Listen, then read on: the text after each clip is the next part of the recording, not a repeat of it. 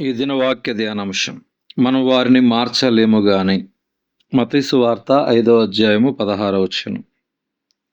మనుష్యులు మీ సత్క్రియలను చూచి పరలోకమందున్న మీ తండ్రిని మహిమపరచునట్లు వారి ఎదుట మీ వెలుగు ప్రకాశింపనీయుడి. లోకాన్ని చుట్టూ ఉన్న వారిని ఎలాగైనా సరే మార్చేసేయాలి అని చాలామంది అంటూ ఉంటారు.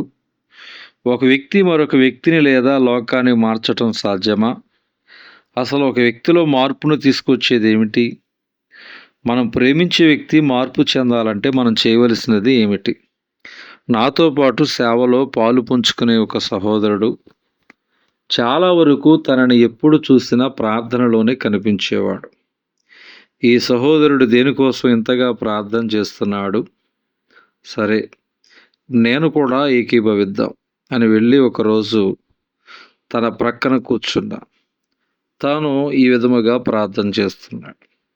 ప్రభువా, ఈ భారతదేశం మొత్తాన్ని మార్చివేయడానికి నన్ను ఏర్పరచుకున్నావని నాకు తెలుసు.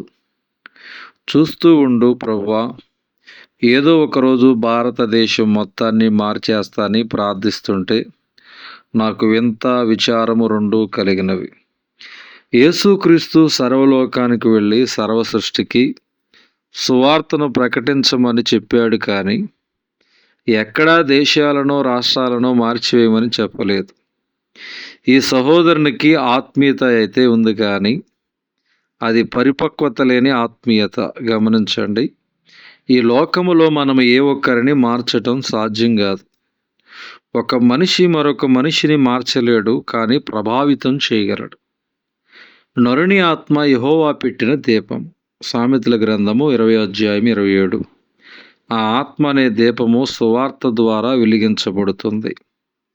మనము సువార్తలో ఉన్న శక్తి ద్వారా వెలిగించబడ్డాము. వెలిగించబడిన మనము మరొక వ్యక్తికి సువార్తను పంచుకున్నప్పుడు సువార్తలో ఉన్న శక్తి అగ్ని ఆ వ్యక్తి యొక్క దీపాన్ని, ఆత్మను వెలిగిస్తుంది. వాస్తవానికి మార్చేది మనము కాదు, పరిశుద్ధాత్మ దేవుడే. సువార్త అనే అగ్ని ద్వారా ఆ వ్యక్తిలో మార్పును తీసుకువస్తాడు.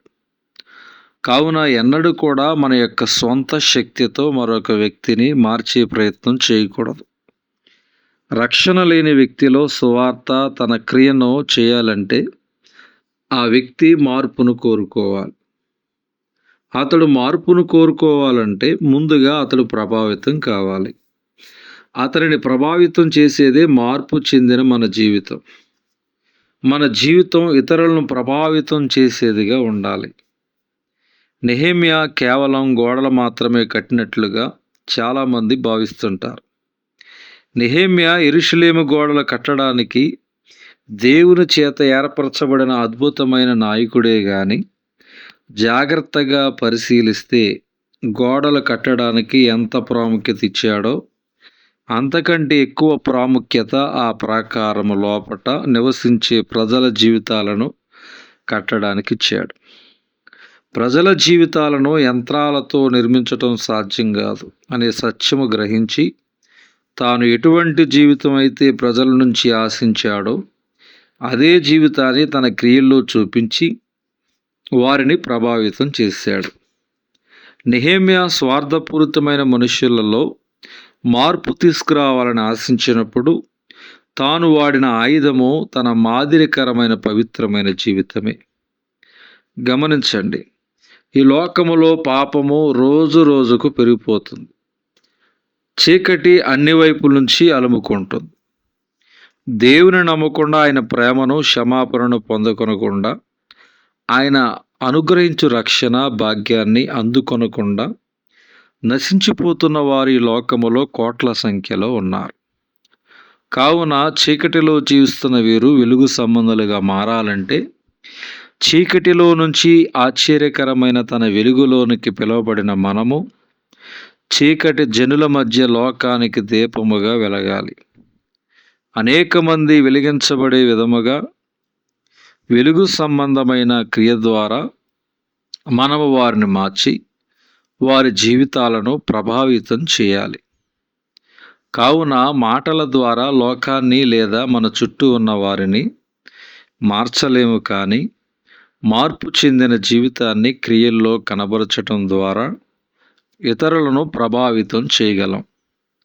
ప్రభావితం కాబడిన జీవితాలలో సువార్త తన క్రియను కొనసాగించి వారిలో మార్పు తీసుకువస్తుంది. మీరు లోకమునకు వెలుగై ఉన్నారని మత్తయి సువార్త 5వ అధ్యాయం 14వ వచనంలో చెప్పబడింది. దేవుడి దిన వాక్య ధ్యానం దేవుడు దీవించునుగాక. ఆమేన్.